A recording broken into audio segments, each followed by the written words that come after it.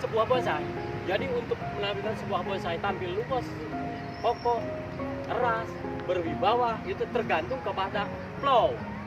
Untuk menentukan gaya, ketinggian itu tergantung kepada flow. Jadi ya kasarnya lah kalau misalnya sejago-jagonya bikin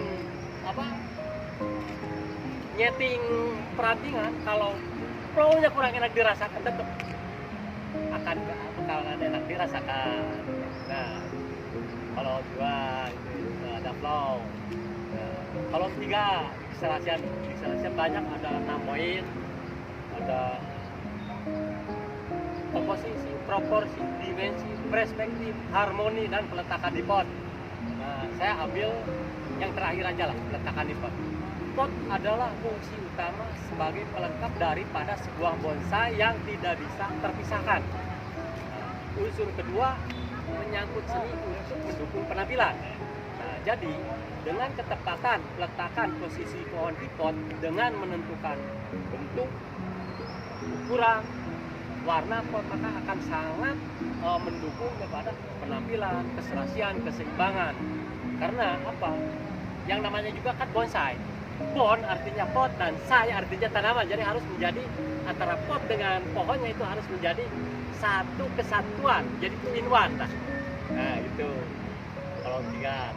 Yang keempat, pematangan. Proses pembuatan bonsai baik asal dari alam maupun hasil budidaya harus melalui proses yang cukup untuk mencapai kematangan. Yang dimaksud kematangan pada bonsai adalah dari mulai akar, batang, adalah satu, tahapan anatomi sudah lengkap dari mulai akar, batang, cabang, ranting, itu selaras. Dua, keseimbangan anatomi sudah selaras. Karena di situ di kolom 3 itu ada perspektif, ada proporsi, kan harus benar-benar selaras. Ketiga, kesan tua harus sudah nampak alami, walaupun